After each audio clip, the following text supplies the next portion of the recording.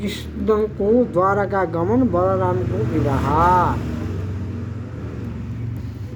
श्री गणेशाय नमः। यस तरिकाले काल यमनलाई समाप्त पारेर मथुरा फर्केर आई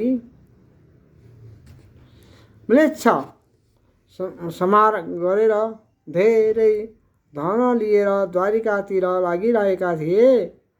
फेरि 23 अक्षौहिणी सेना लिएर जरासन्ध आएको देखेर कृष्ण बलराम भागी प्रदर्शन नाम गरेको अग्लो पर्वतमा चढे। यो कुरा थाहा पाई जरासन्धले दाउरा बटुल्न लगाई पर्वतको चारैतिर आगो लगायो। कृष्ण बलराम त्यहाँबाट हाम फाली द्वारिका पुगे, जहाँ चारैतिर समुद्रले घेरिएको छ। अब त ती दुवै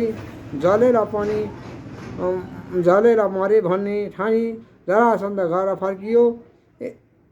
यता ब्रह्माजीको भनाइअनुसार रैवतले आफ्नी छोरी रेवतीको विवाह बलरामसँग गरिदिएका थिए। अब भीष्मक राजाकी छोरी रुक्मिणीलाई कृष्ण पति पाउने इच्छा थियो, तर भीष्मकको छोरा रुक्मलाई भने शिशुपाललाई दिन मन भएर बरियाती बोलाइसकेको थियो। रुक्मिणीले कृष्णलाई एक ब्राह्मणद्वारा खबर पठाइन् कि मलाई शिशुपालले कतैबाट छुन नपाओस्। जसरी भए पनि तपाईँ आउनु र यो उनको पहिलोदेखिको आराधना थियो। भीष्मका छोरा रुक्मको आदेशले शिशुपालसँग रुक्मिणीको विवाहको धुमधाम तयारी भइरहेको थियो। कृष्ण र चढेर विदर्भ देश भीष्मक राजा कहाँ पुगेर आफ्नो ठाउँमा बसे। अब राजकन्या रुक्मिणी अन्तपुरबाट परम्पराअनुसार अम्बिका देवीको दर्शनका लागि भव्यताका साथ सगिनीहरू दर्शन गरेर सँग निस्किन्। पूजा दर्शनको काम समाप्त पारी फर्किँदा उनको नजर कृष्णमा परेछ र उनैका रथमा कृष्णले राखी बलराम र यादव समेतलाई दौडाए। शिशुपाल पक्षधर राजाहरू र रुक्म पक्षका लखेड्दै पख भन्दै तीर वर्षा गर्न लागे। राजा जरासन्ध पनि जन्ताएका थिए। यादवी सेनाले धेरै जसोलाई मारे, केहीलाई तितर पारे।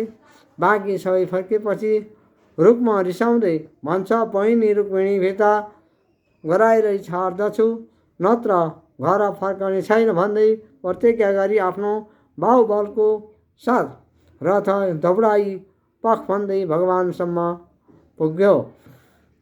शिशुपाल पक्षका राजाहरू र रुक्मीको हार, कृष्ण रुक्मिणीको विवाह। हे राजन, यसरी श्रीकृष्णले रुक्मिणी हरण गरिसकेपछि ती कृष्णको देशी विपक्षी राजाहरू रिसाई कवच धारण गरेर आफ्ना वाहनमा चढेर सैनिकसहित धनुष धारण गरेर श्रीकृष्णलाई लखेड्दै गए। यादवी सेनाका नायक श्रीकृष्ण पनि उतैतिर हेरेर बाण वर्षा गर्न लागे। आफ्ना सेनामाथि विपक्षी सेनाको बाण वर्षा देखेर रुक्मिणी लाजले आफ्नो चञ्चले आँखाले श्रीकृष्णतिर हेरिन्। श्रीकृष्णले हाँस्दै भन्नुभयो, हे सुन्दरी, चिन्ता नगर, तिम्रा सेनाद्वारा तिम्रा शत्रुपक्षको समस्त सेना शीघ्र नष्ट हुनेछन्। यता गद्र सङ्कर्षण जस्ता यादव वीरहरूले सहन नसकी तिनका हात्ती घोडा रथलाई छिन्न भिन्न पार्दै ती वीरहरूको कवच कुण्डल किरीट र फेटाहरूले सुशोभित करणौं शिर अङ्ग मनुष्य युक्त हात उना उरु र पाउ छिनाले खसालिदिए। आफ्ना सेना यसरी नष्ट भ्रष्ट देखेर जरासन्ध जस्ता राजा युद्धबाट भागे। ती अरू सबै त्यो तेज वीरता खोसिनाले हतोत्साह भएर भागी उही जरासन्ध कहाँ पुगे। शिशुपाल सहित भएर भन्न थाले, हे पुरुष, सिंह छिन्नता त्याग जीव ईश्वराधीन छ, सुख दुःख हुँदै रहन्छ।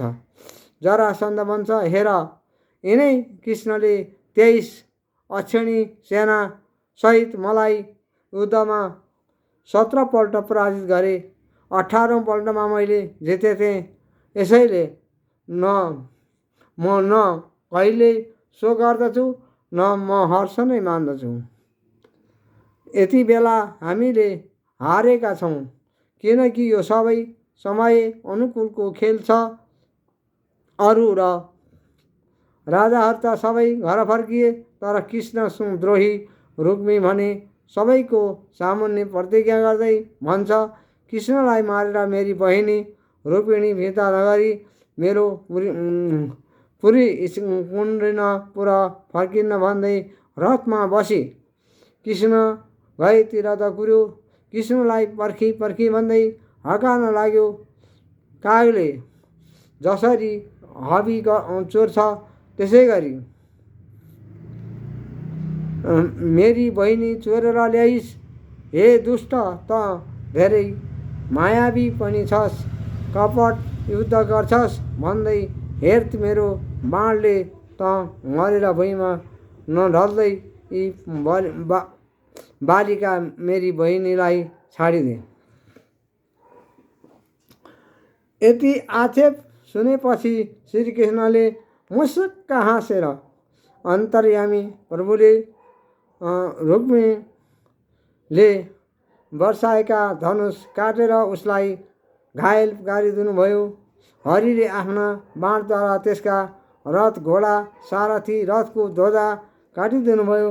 त्यही घाइते रुक्मिणी पनि रिसले चुर भएर श्रीकृष्णलाई मार्छु भन्ने आएको देखेर कृष्णले अब यसलाई मार्नुपर्छ भन्ने बुझेर रुक्मिणीले प्रार्थना गर्दै भन्नुभयो, हे जगतपते, हे कल्याण स्वरूप प्रभु, यी मेरा दाजु हुन्, यिनलाई मार्नु उचित छैन, संसारमा अवगाल पर्छ भन्दै कृष्णका पाउ समातेर प्रार्थना गरिन्। रुक्मिणीले घाँटी अवरुद्ध भयो, गलाको हार खस्यो। तब करुणामय श्रीकृष्णले मार्ने काम छाडेर त्यो कुकर्मीलाई रुमालले बाँधेर दारी कपाल आधा काटेर कुरूप पारिदिए। त्यति बेलै शङ्कर्षण भगवानलाई दया लागेर बन्धन फुकाएर छाडिदिनुभयो। अनि कृष्णसित भन्नुहुन्छ, शक्तिहीन र बेइमानले लाज मर्दो भई निस्तेज भएपछि त्यो मरे जस्तै हुन्छ। फेरि त्यसलाई मारेर के पुरुषार्थ?